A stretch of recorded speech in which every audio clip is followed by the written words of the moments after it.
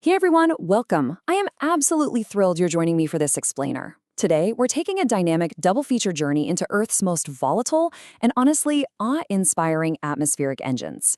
We're talking about the raw, unbridled forces of nature, thunderstorms and cyclones. We're going to break down how these massive systems form, the immense devastation they can unleash, and, most importantly, how we can stay safe when the skies turn dark. Okay, let's dive into this. Right now, literally at this exact second, take a wild guess at how many thunderstorms are active around the world. Well, the answer is roughly 2,000. Yeah, 2,000. At this very moment, there are 2,000 giant atmospheric engines churning across the globe, actively turning simple water vapor into spectacular displays of lightning, wind, and rain. The sheer scale of our atmosphere is just incredible, with these storms constantly bubbling up to release all that heat and moisture. Section 1, Anatomy of a Thunderstorm. Let's look up at the towering, violent world of the cumulonimbus cloud. And this brilliantly illustrates exactly what's happening inside a mature cumulonimbus cloud, which, by the way, is just the official scientific name for a thundercloud. Inside, you have this warm, moist air rising incredibly fast in a powerful updraft.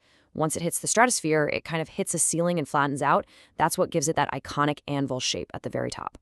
Meanwhile, you've got cool air plunging back down in a downdraft, dragging heavy rain and gusty winds back to the surface. But the most fascinating part is happening right in the middle, the charge separation.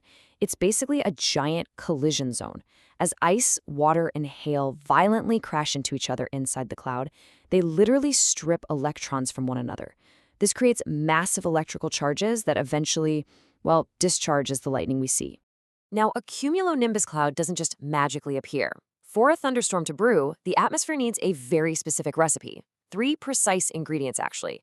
First up, you need moisture. Think high humidity over land or ocean to actually form those clouds and the rain. Second, you need instability. You want warm air near the ground and cold air up high, which creates this highly volatile environment where that warm air just naturally wants to rise. And finally, ingredient number 3, a lift, or what I like to call the nudge. You absolutely need something to kickstart that warm air upward. This could be heat from the sun baking the ground, or maybe an advancing cold front pushing in like a wedge underneath the warm air, literally launching it up into the atmosphere. Section 2, the fury of thunderstorms. We're moving from how they form to the explosive devastation they can unleash. Because when that atmospheric engine fires on all cylinders, the results are, quite frankly, explosive. What we're looking at here isn't the aftermath of a massive hurricane. No. This is widespread destruction from a severe, localized thunderstorm hitting a residential area. We're talking snapped power lines, massive ancient trees totally uprooted, homes crushed, and lives completely upended.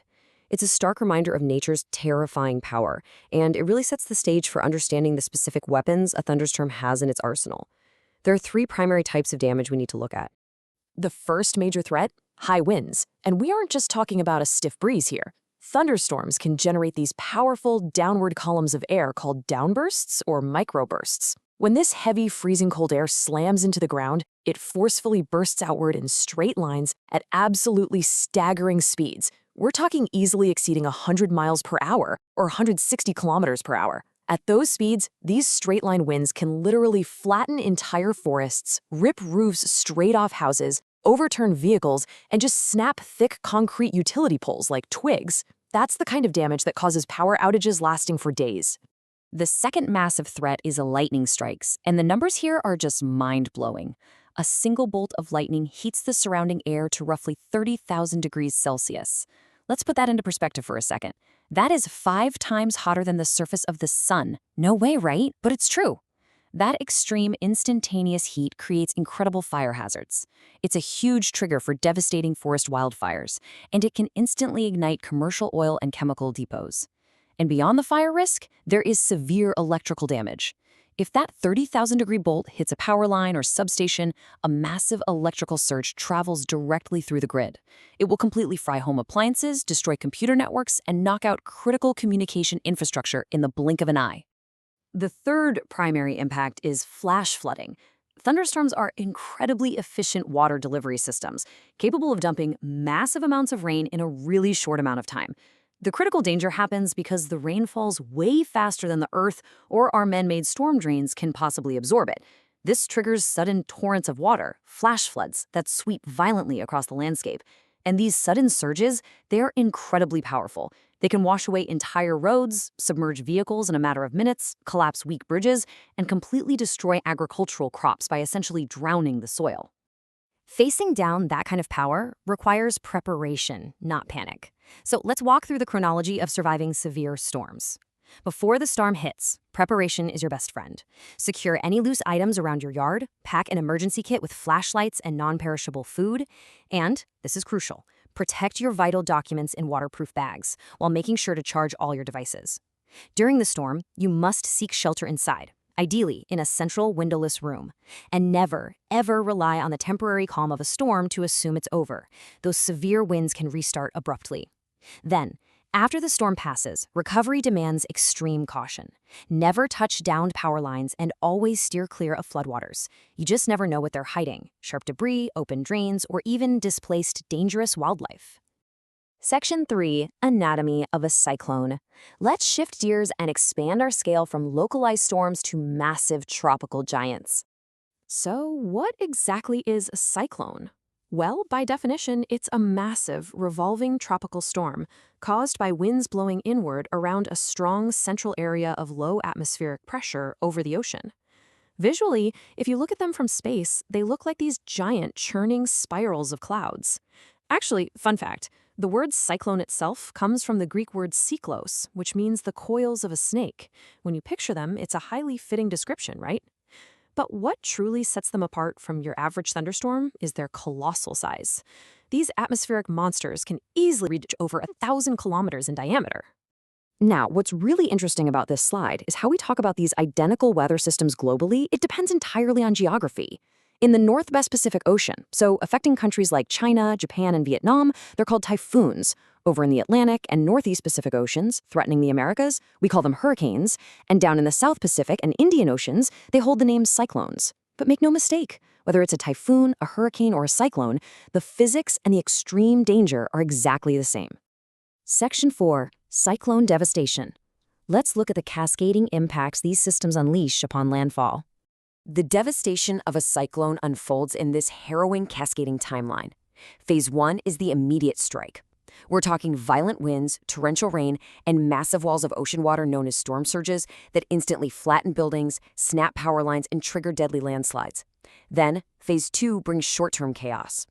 Even as the winds finally start to die down, severe flooding sets in. This floodwater destroys entire crops, cuts off all electricity, and critically contaminates local drinking water supplies.